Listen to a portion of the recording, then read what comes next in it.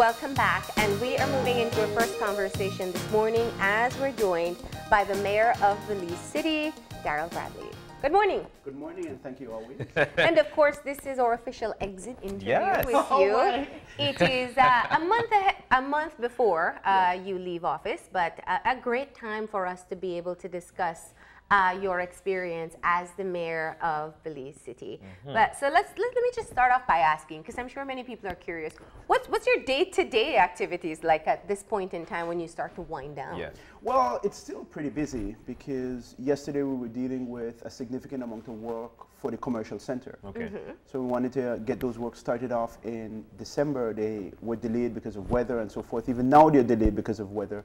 But we're kicking that project off. So it's a lot of paperwork. It's a lot of engagement with the contractors, engagement with our technical staff. So it's really quite grueling, even coming down to the final end. We also have a couple signature projects that we are trying to complete before I demit office. One of them being this staff land program, which we've been working on for the last 2 years. And I really would have wanted to finish that before I leave. We're still working on trade license reform also. There's a consultant which is in country, which was sponsored by the generosity of the Inter-American Development Bank. And we had meetings with him in terms of sharing what our perspective was over the last 5 years in dealing with that. Hopefully we could get some movement on that. So I suspect that it will be busy right up until the last minute. That much I know. And you know, that's one of the things I wanted to ask before we got started indeed, some of the goals that you've got before you finish up your term in office. But before we go there, as a matter of fact, you did mention some of the things. I was thinking, following receiving the script as to who will be on, I said to myself, my goodness, Darrell Bradley is going to be on, the mayor of Belize City. I wonder what it was like for him, the time he decided, you know what, I need to get into office and I need to change this city and some of the things that you have done. What was the thought process like before you even get into office? What did you think about? Well, there was a great degree of optimism. I thought that the City Council offered me an opportunity really to make a difference and to contribute to the betterment of the city. One of the things that I recognize in Belize is there's a significant amount of people who really are positive people who contribute to the growth and development of our society. And I actually wanted to be one of those people. I can look at, even when I look at your show in the mornings, the lineup that you have, the guests, you can see a significant, I don't want to name people, but you can see a significant amount of people in different spheres of life. The non-governmental sector, the business sector, the political sector, people who really try to make a difference. And I think that it's those people who keep our society up. I mean, there's a lot of negativity in Belize, but in leadership, regardless of where it is, political and non-political leadership, you really have an opportunity to inspire change, to make a difference. And this is the city that I chose to live in. So if I'm going to live in an environment, might as well I work to improve it. Wow. I believe in previous interviews, you've spoken of always knowing that you had this political aspiration. My question is, now reflecting on your past 2 terms, do you ever think that perhaps it would have been a better decision for you to move directly into central government instead of going into municipal? No, I think that municipal government gave me a good grounding. It's a good opportunity. It's akin to, I would say, being a governor of a state in the United States. Of course, our situation is vastly different. But you have that degree of autonomy where you can be, to a certain degree, in control of your own affairs. Municipal government in Belize has a significant amount of financial autonomy, planning autonomy. You can, in a sense, design your own operation. My son likes Legos, and one of the things that I really like about that is you can really be creative. You can build whatever you want. You can start from scratch or you can continue. And I felt that if you went into central government, you would really essentially be adopting somebody else's vision. You would be in a ministry, it would be very strategic, you would be dealing with abstract policy issues. But when you're dealing with municipal government, it is really bread and butter issues, things that people are concerned about, things that people want to hear, they really want to see you. It's about building practical solutions. You're talking about roads and parks and buildings and really engaging with people in a very powerful way. And I think over the last 6 years, you've kind of seen some of those things resonate, that you can actually see a city being uplifted, so to speak, by some of the interventions that the City Council has done. And I think that that would have been a little bit of a difference in the central government. You would have really been in a ministry, you would have really been a little bit pigeonholed in that, and that's one of the things that I really don't like. I'm more of a street person. Even as an attorney, I don't really like to stay in the office. I like to be out on the street, meeting people, engaging with people, and really trying to see how we can come up with creative visions for making change. Now, it also gave people an opportunity to see your particular leadership style. Are you satisfied with the impression that the Belizeans have following your 2 terms? Well, I mean, I'm not somebody who really follows the masses. Like, I don't really engage in that kind of conversation in perception. What do people think? I really just try to do my best. I try to be principled in the type of decision making that we have made. And I can honestly say that I can stand by every decision. I would admit and concede that many of them have not been accurate or correct.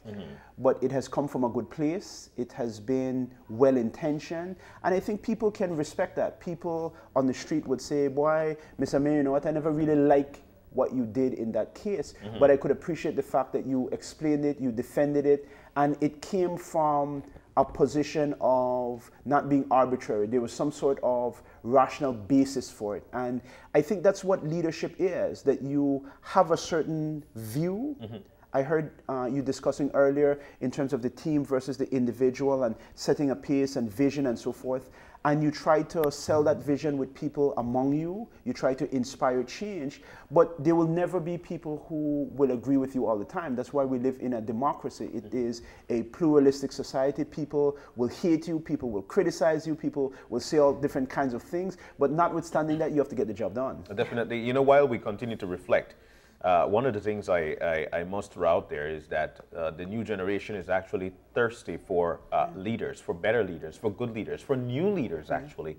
So with that, I want to go back. I want to go back to that day that you won. Yeah.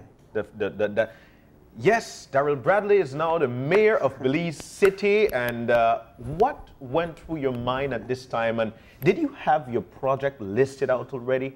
What was that? And I'm saying this because there are a lot of people with the mindset that, you know what, I need to go there. But at the same time, because you've been there, please help us to think about what we need to do. What was your mindset at the time? Well, there was a great degree, I think, of joy and excitement. Of course, I was with at that time my family and friends. And there was a great degree of hesitation also, because you're coming into this organization. I remember the first week when I sat down with the city administrator and we had a series of meetings, just laying out the position of the city council, significant amount of indebtedness, a significant amount of malaise in terms of public perception. You had the situation with the former mayor and being charged and all of those. And so there was a great degree, I think, of lack of morale. There was a great degree of disenfranchisement with municipal government and what really municipal government is and can do. And those things were daunting. Trying to take expectations and trying to change expectations can be the most difficult thing. And I think gradually, project after project, interview after interview, meeting after meeting, people began to see a little bit of a difference. And I think that from 6 years ago to now, people have a great degree of, I think, respect. And they may not necessarily like government generally, because nobody likes government, but there is no longer that feeling that, you know what, municipal government is a waste of time. And one of the things that I would really appreciate is all throughout the country, you see that the strongest leadership, I would say, of this country is at the municipal level. You have leaders and mayors throughout this country. We meet once a month, we talk about projects, we talk about ideas, and you're seeing them being champions in their own community. I mean, all over this country. Even I had touted the example of Kevin Bernard in Orange Walk. I mean, a very impressive individual who I think in many cases has a more difficult job than I have, because you have the divisions in terms of central government and local government. And we were meeting 2 days ago in relation to the same trade license consultant, and somebody who really has their mind on the ground in making a difference. And I think that that is what people want to see over the period when you're in office, that you may not get everything right, but at least you have your heart in the right place and you are making a difference in relation to the daily activities that you're doing. You touched on something I think that is very important. When you first became mayor and you were working with councillors who had already been in the council before as well, and one of the things that is just synonymous with how we interact as humans is that we tend to be very resistant to change. And adopting a council that perhaps was accustomed to one way of functioning, and you came in with very clear objectives, we saw that it was a bit tumultuous in the beginning. How do you feel that you were able to overcome that resistance in the beginning? Was it a matter of simply being very determined in following through with your own objectives, or was there some sort of compromise that was made? Well, I would say the resistance is still there. Over the course of 6 years, we've had quite a bit of divisions. The council is made up of people with very strong personalities. I can cite the example of Councillor Elrington. She's a person who has very, very strong personalities, and she's not afraid to articulate them. And one of the things that I always appreciate about her, though, is, again, you can have a reasonable disagreement with her because she always comes from a principled standpoint, and you can recognize that even though we have differences, it comes from the same place. Both of us want to see the city move forward. And I think that one of the things that a leader has to be is a champion for the position that he or she takes. So that I am not afraid to go into the council meeting and say it in a very forceful way that this is really what I want. And I think that if you can chart a course and you can set policies or create a vision for a city, everybody wants that. Everybody wants to see a city that moves forward. How it looks on the ground may be different, and the technical things will be left to the technical persons. But there's certain key objectives which I think if you can be persuasive, if you can be determined, if you can strike a compromise, if you can rely on the team and the abilities and strengths that each person has within the council, and you really just at the end of the day have to be very forceful in making a change. I think that the country has very serious challenges, and I think we need boldness in leadership. I think we need people who, first of all, are ethical and people who can command a certain level of respect because of their integrity and professionalism. But also you need people who know what they're doing. You need people who know about bonds. You need people who know about infrastructure and projects, and people who understand what leadership is and the skills of leadership, and who can get in there and make a difference. So that I think that over the last 6 years, because of the team, but also because you had a leader in there who would go in there and just say, you know what, at the end of the day, we need to do these things. And hell or high water, these things need to get done. The roads are bad and we need to just build roads. So if we don't have the money needs to fall out of the sky, but we need to find it somehow. And that's the idea of the municipal bond. Nobody knew how we were going to get this money, but we did it. Or whether you would. Or whether we would, or whether the bond would have been floated or so forth. But I think meeting after meeting and explaining to people what the issues are, what you need. People want partnership. They want to work with leaders who are serious. And thinking about it and talking about it now, it's difficult over the last 6 years, but that was the easiest thing, to actually get people to see a vision. I remember the first 10 streets that we built, and more people started to get on board, to the point where now we're at 160 odd concrete streets and we're still going. But that's a thing which everybody wants a good city. Everybody wants infrastructure. And this is the benefit, I think, of municipal government. You're dealing with issues that there's widespread consensus. You just have to know how to sell it and how to bring it into reality. Now, I want to touch on the issue. 6 years ago, you were on this set as a mayoral candidate. And we did our introductory interviews with the candidates. And I can recall one of the points that you were really, that was really important to you, is looking at the autonomy of central government and how important it was in being able to fulfill your own mandate as a leader. How successful do you feel you were in being able to exert your own autonomy as a leader within this municipality? Well, I think the city council is very autonomous. I think it played out sometimes in the news where the city council took different views than the central government, and we were very strong in saying that this is what we want for the city. We championed certain issues which I think are legacy issues, like this trade license reform, like certain policies that we implemented when we instituted this policy that we weren't going to give service for people, including a driver's license, if you didn't pay your taxes. We got letters from the central government directing us to tell us that that was not going to be the case and you needed to change that. And our response was, fine, if we will change it, but you need to pay the taxes for those people, because we need to get a job done. And in order for us to get the job done, there must be certain things that will be put in place. And I think, again, when you can say certain things and people know that you're coming from the right place, that you have a certain heart in terms of wanting for their welfare and the development of the city, there's less resistance. Yeah. I could not like you, I could not like your decision, but as long as I recognize that you are doing it in a good spirit and I could see results, so that if you pay your taxes, I could show you the street that's on your road, that's a concrete street, that's a good street. People don't mind doing that, and I think that that's what leadership is about. It's about performance. I remember when I was campaigning, you had a big discussion in relation to how are we paying city councillors so much money. You had to pay city councillor this, you had to pay city councillor that, you had to do this, you had to do that. And one of the things that I said then is that it's not about how much money they make, it's about performance. If you perform, that question ceases to exist. In the 6 years that I have been mayor, nobody has asked me how much I make. Because you perform. People recognize quality. They may not necessarily appreciate or agree with everything, but everybody wants somebody who works. And as long as you can demonstrate that you can do that, people are less resistant. And I found that over the last 6 years, people will give the council the benefit of the doubt, even though there is disagreement, because they can see the results. And they at least see somebody who, you know what, this person will listen, this person will try to be reasonable, this person will try to deal with my issue, even if it doesn't get resolved, but at least there's a heart that cares. You know, Mr. Mayor, one of the things that we really hear people from one party do to somebody who is in another party is actually give them kudos for what they've done, which you know, puts in people's mind that, you know what, yeah, there is some change there, and we could actually see some light at the end of the tunnel. Funny you made mention of Mayor Kevin Bernard and, you know, his mindset, especially being that he is from the other party.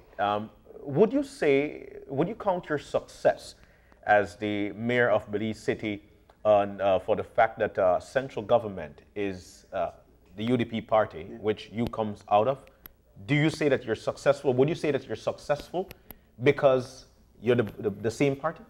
I wouldn't say that we're successful because of the same party. I would say that it of course makes it easier, so that it's easier to get access to the Prime Minister, to get access to ministers, to engage with discussions. I have really recognized and appreciated that Mayor Bernard doesn't have that, and notwithstanding that, he's still been able to accomplish things which I'm amazed of, because when we come into the Mayor's Association, of course, he would share some of the things that are going on in Orange Walk. I think that it's of course easier, but again, you need to have a certain degree of boldness in terms of vision. When we did the municipal bond, we raised $20 million. The central government gave us $10 million. I don't necessarily think that they gave it to us just because we are of the same political party. They gave it to us because when you're marshalling a vision or a program like that, and you see the level of public excitement that people really are buying into this idea of improved infrastructure, they recognize that it was a good project. And in terms of the commercial center, again, that's taken us 3 years to get all the ducks in a row for that. And it's only in the last month that we're seeing actions. That building will take 10 months. I will never sit in the office of mayor in that building, but I recognize that it's a good project. And we had a lot of division in the council. We had a lot of opinions from various ministries and so forth in terms of the building, the cost, the design, the this, the that, the what. But at the end of the day, it takes, again, a certain boldness to just really say, you know what, this is the direction that we need to go. And those things happen when you have people who are prepared to take the hot seat, people who are prepared to engage in very serious conversations, and who are prepared to be very strong and assertive. I can tell you, when we're in council meeting, when I'm talking to Councillor Elrington, it's not a nice conversation. It's a very, I mean, we are not easy people. And when we're there and stuff like that, and we're articulating plans, ideas, and we're going back and forth, but at the end of the day, you can at least see that there's a good decision that emerges. And I appreciate you saying that, because we had a conversation earlier this week speaking of how disagreement isn't necessarily a bad thing. It's actually a very positive thing. When all people agree on one thing all the time, then we have to be very concerned. But that's an aside.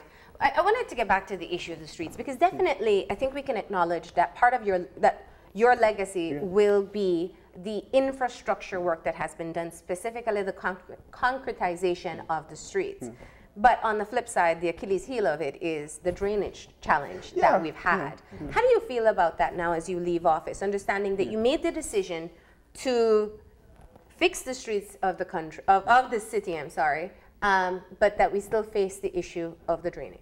What I would say is that if we didn't do anything, you would have faced the issue of drainage and streets. So now at least you have 50% of the problem, I wouldn't say solved, but to a substantial degree minimized and alleviated, at least the major roadways. Essentially what the problem is, it's a problem of financing. I believe you have a significant amount of challenges for municipalities because of the lack of proper financing. We have a population base, we have a very professional staff, we have good infrastructures. For municipalities like Belize City, Belmopan, San Ignacio, Orange Walk, which has a larger population, it's easier. For municipalities like Punta Gorda and Dangriga, it's very challenging because you don't have that base. We only get 7% of our revenue from the central government, only 7%. That doesn't adequately fund municipal government because that can't pay for capital projects. When you look at a municipality in Mexico, they get about 85% of their revenues from the central government. The federal government funds streets, funds roads, funds drainage. So that what you really have to look, and the conversation really is about, how do we properly fund municipal government to a way where you can deal with not only streets, but also drainage, and not only drainage, but also other capital projects within the municipality, because the truth of it is that property taxes and trade licenses do not pay for capital projects. That's why we had to bring on stream the bond. But I think that over a series of time, if the bond is refloated properly, then you will have a situation where municipal government can really undertake other projects. We're working likewise with the IDB on the flood mitigation project and other infrastructures, so that drainage is really being addressed, but it's an issue of financing, and how do you be creative to raise the financing, because everybody wants perfect infrastructure. But the reality is, how do we pay for that? People don't want increases in their property taxes. I remember when I was running in Caribbean Shores, I went to houses, and that's one of the things that people slammed me on. Mayor, you raise property taxes. I don't like that. Yes, but you want your roads, you want drains. How am I supposed to pay for it? The money can't come out of the sky. So it's really like a partnership. You pay taxes, but you have to really require that your government put those monies in the right way. There are several reports that I've looked at which shows that people in the developed world pay far more taxes than people in the developing world, and that's a significant contribution to their economic growth. If you have more tax resources, then government can spend more in terms of proper infrastructure. But if you only want to pay $100 for your property taxes, and even that you don't want to pay, how can you expect that we would do any kind of massive improvements? Well, a part of that came from cynicism that the monies would actually be used for the projects that are necessary. And that's one of the things I wanted to look at the finances itself. Now, you spoke of transparency and accountability from your first campaign for mayor. And I know you've provided audited reports. You've also reported through the media on the finances of the council, and you have had struggles along the way. Talk to us about how you feel you have, how would you grade yourself when it comes to the finances of the council? Well, I think we've made improvements, so that on all scores, we've had a policy of transparency that we disclose information. So members of the media have asked me to provide contracts, provide invoices, provide this. It's free. I mean, whatever we do there is supposed to be public knowledge. in terms of the audited financials, just the audit exercise and having outside people coming in to look at our books, it has been a very good exercise because they are able to, notwithstanding the report that's made public, but they're able to provide guidance and instructions for internal financial people so that they can make proper accounting decisions and whatever we have to do. When I took office, everything that we did at City Council was manual. A check is written manual, a receipt is written manual, everything is manual, and that provides a lot of bad things because in terms of reporting, in terms of accountability, now I'm leaving office, everything is electronic. We install QuickBooks, every check that's written goes into a system. We're now implementing a new system in all 9 municipalities, which is a very excellent electronic system which would provide proper tracking, reports, and it would allow all of the municipalities to speak to one another in terms of our electronic system. All of those things have been improvements, but I will say that this remains one of the major challenges for municipal government and central government, this issue of accountability and transparency, and I think that on this score, we could have done more. I think that the biggest challenge for Belize is really a challenge of leadership, government, and performance. We're a small country, we have a small population, there's a lot we can do because we have a significant amount of resources, but a lot of it is not directed towards what it should be directed towards because you have inefficiencies and you just have a lack of compliance with what the rules say and downright corruption. So that we need to address those issues in a more systematic way. And we need to have conversations about accountability and transparency. We need to put in place systems. One of the things that I think is very, very necessary is public service reform. I've seen a significant erosion of the public service because it's becoming too political.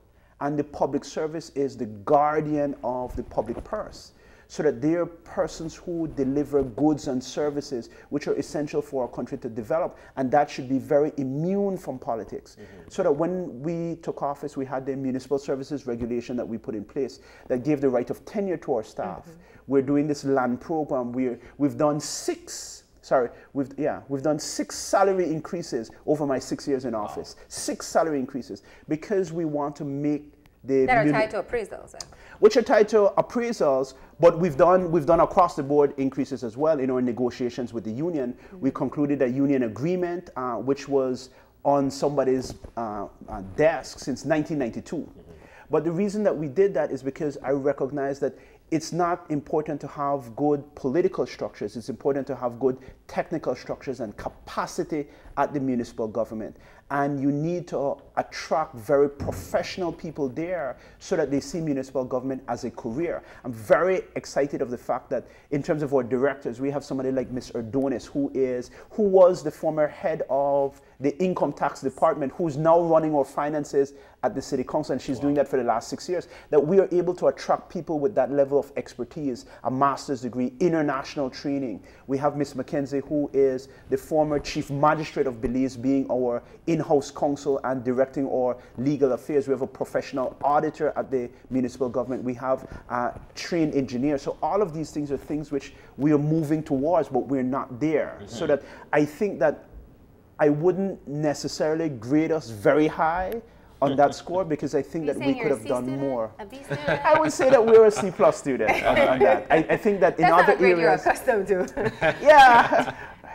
I mean, in terms of, I think, and I also think that I could have had more of an influence in not only municipal government in Belize City, but in other spheres of government, because we do need to make these changes. I think getting this leadership question correct is the #1 challenge for our country's development. Let me press on that point further, because one of the things that I think people watched very keenly, what is uncommon for the most part when it comes to political parties and leaders, is that you spoke against the decisions of central government, your own party, quite a few times.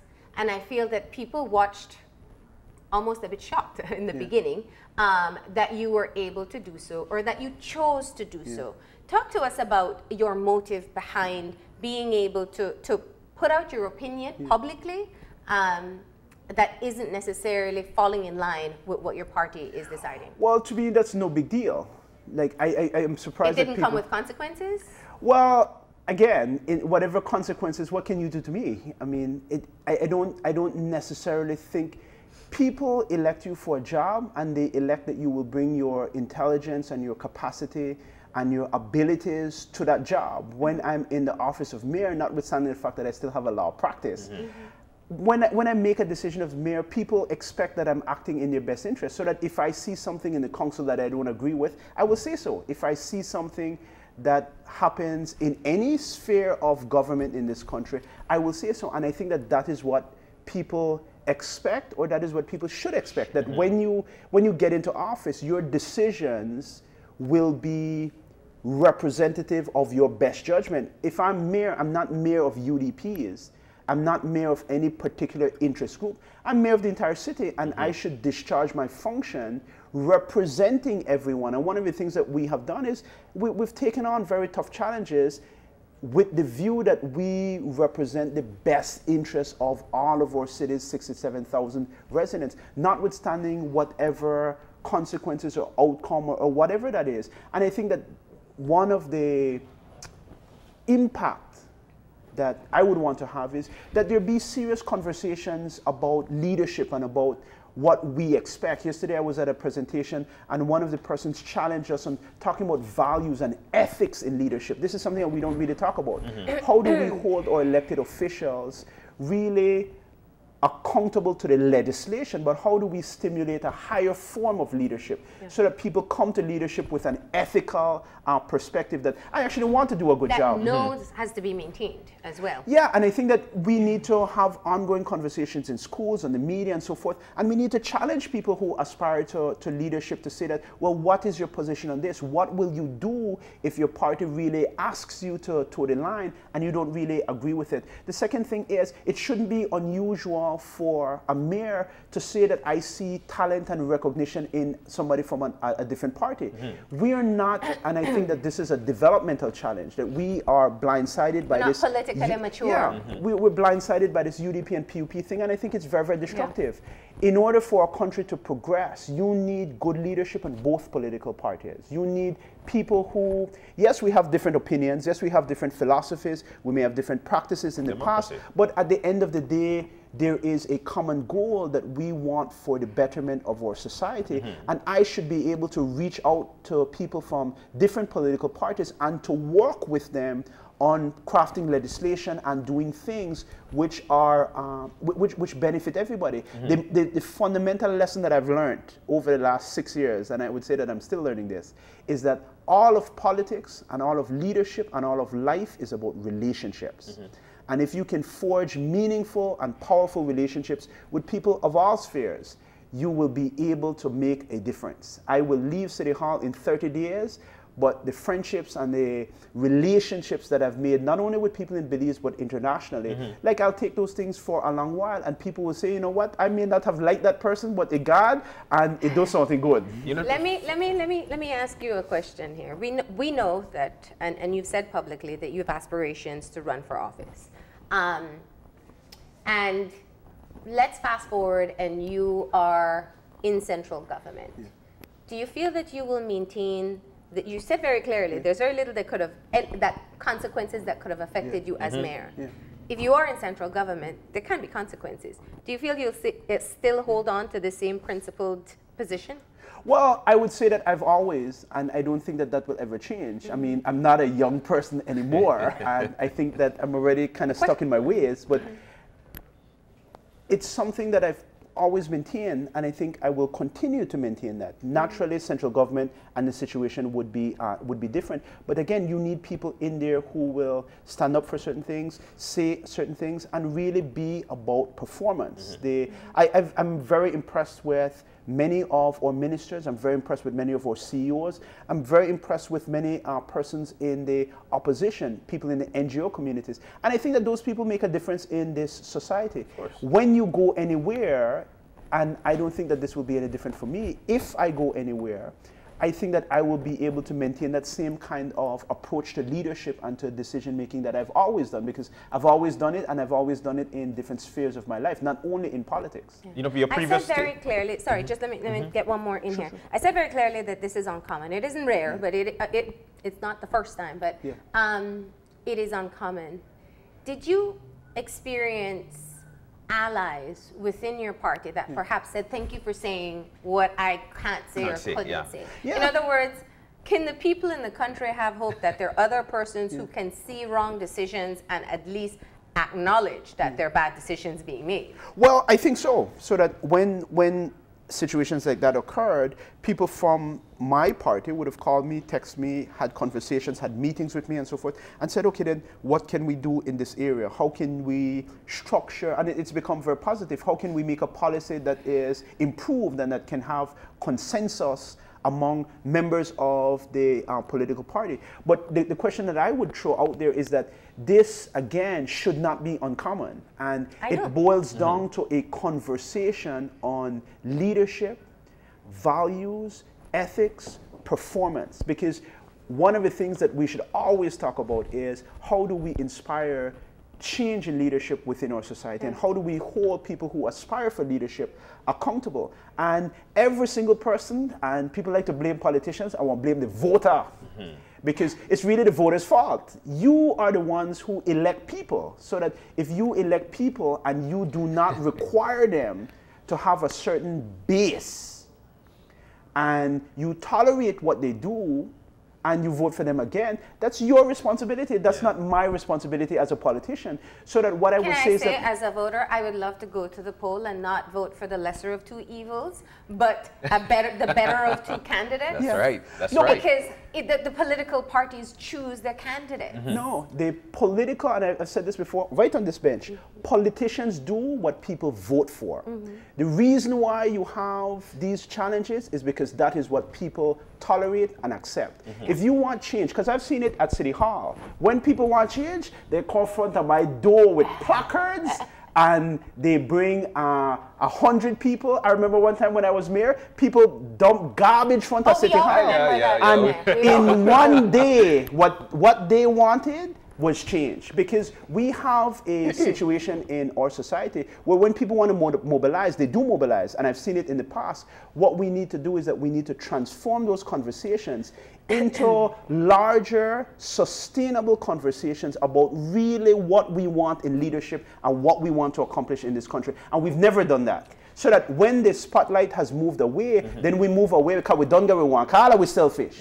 But what we need to do is that we really need to, on every single day, we need to have conversations about really what the vote means, and how do you require or raise awareness with people about using their vote for the proper thing. We need to reform our political system, because we will always have the same thing from both political parties, time in, time and out. I am very shortly going to be 40, and when I'm 70, we'll have the same thing. Well, I hope not. We all hope not. But I want to, you know, I don't think anybody has missed how many times you've reinforced the point that we do need leaders with vision, with good ethics, with people with the right motives coming into office. Now, I use the term political maturity because I feel that that is a part of what we struggle with as a developing country. I asked about consequences because it is real. Political victimization in this country is real. And we have become more passive and more cynical than I have experienced in my lifetime. And they don't necessarily go together, being cynical and being passive at the same time. We just keep on being pushovers. What do you see as having sat in leadership, at least of the municipality, what do you see would be part of allowing for that type of change from the ground up? You're right. It may not be the motives, it might not suit the purposes of political parties to be the one to move towards political reform. It has to be inspired by the voters. Well, I mean, I think that there has to be a lot of discussion, a lot of, I remember, I mean, Marlene, not to tell tales out of school, but I remember when you were growing up and the leadership experience that you have, and just watching you as somebody who, if I'm not mistaken, there was a model National Assembly, and you participated in that. And as a leader, I was very inspired by that. And these are the kinds of things that I think we've retreated from programs like that, so that from the very early age, in primary school, in high school, do we inspire ethical leadership within our young people, so that when people go up and they go and they aspire, one of the challenges that I have had is that I've often sought to look for a political mentor. I've often sought to look for somebody who can guide my political career, to say that, okay, then, Darrell, don't make these decisions. It's hard to do that, so that when we develop in a society, a leader who aspires to be a leader can't really look around and say, you know what, I could kind of go to this person for advice, or I think we need more systems like that. I also think that we need to have, from our, if it's NGO communities, if it's a private sector, if it's wherever, we actually need to have very serious reform in specific ways, reforming political parties, reforming campaign finance, reforming public service, reforming even like media operations, because in other countries, if you invite me on a media show, you have to invite somebody from the other political party. Yeah. And you even see it on Fox News and so forth. They always got a Democrat there. Well, even when they do their panels, they have to have the balance. But by law, it's required. So that I think that there is a two-pronged approach. One, that you need to have that mobilization on the ground, but you need to identify champions on the ground, community leaders, whoever you would call them. And you also need to have people in government who recognize the importance of it and who will author the legislation, who will begin the conversation, because we'll never have change. You know, I think this is one of the things, especially what you're mentioning, that needs to be rolled over into our new leadership, or actually for those who aspires to.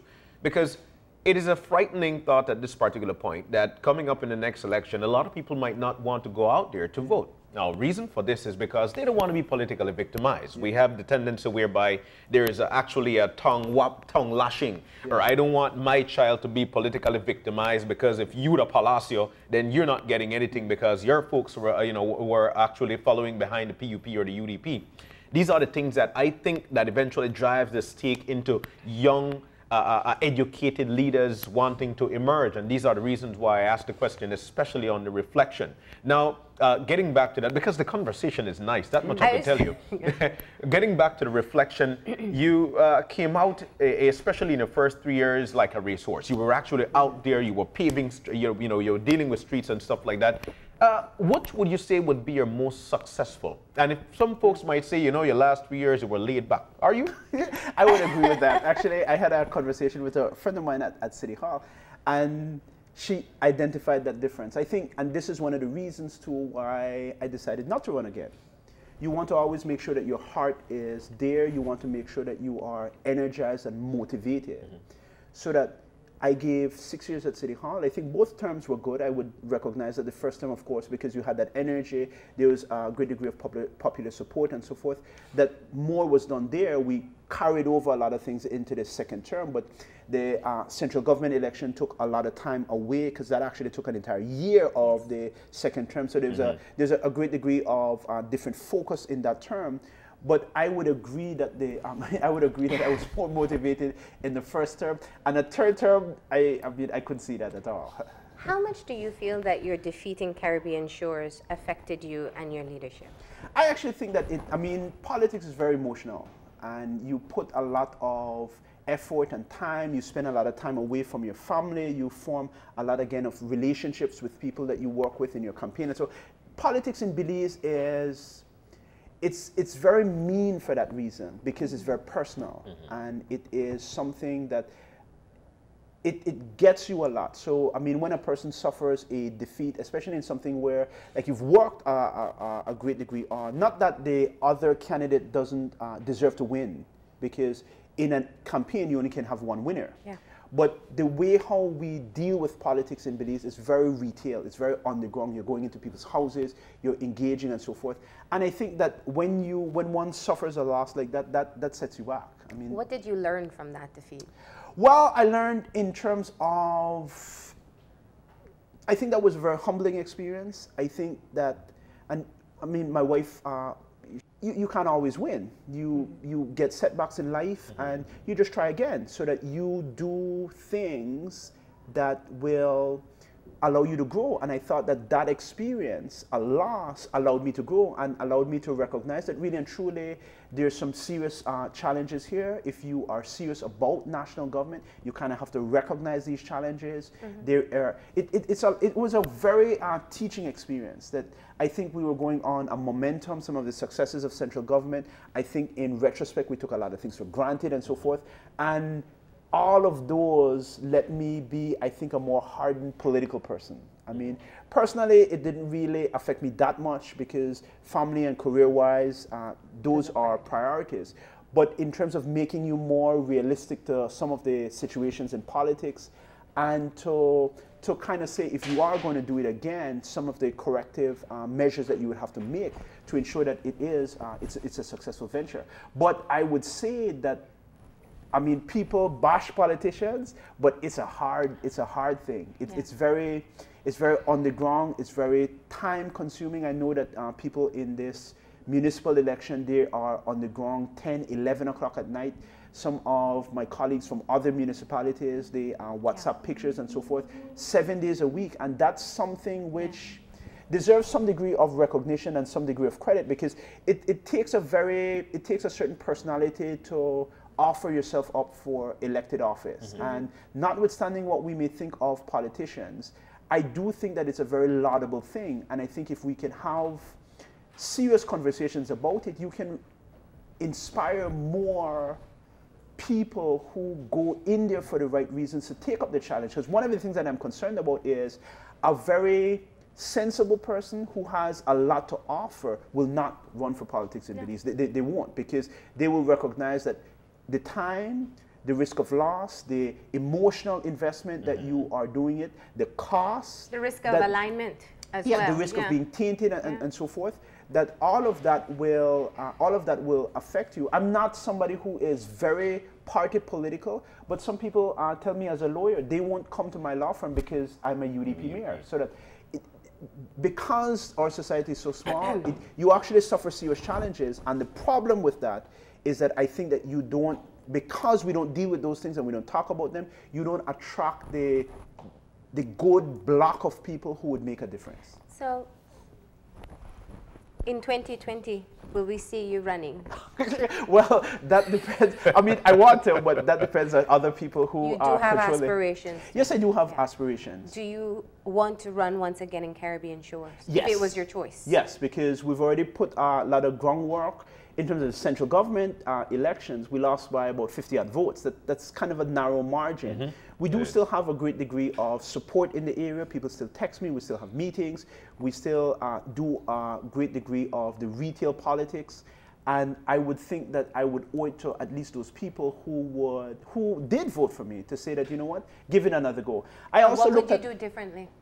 Well, I would have spent more time in the area, because one of the things with running a law firm, having a family, running a city, and then running an election campaign, that actually is kind of a lot. Yeah. So that I think that not having municipal government as really a day-to-day concern would allow me to spend a little bit more time doing the retail politics, and I think that would make a difference. If you should be for the next election coming up, not for the city council, but for the national election, if you should be successful and you go on out there and you do your thing the right way, would you, being a man of strength, would you challenge the party leadership?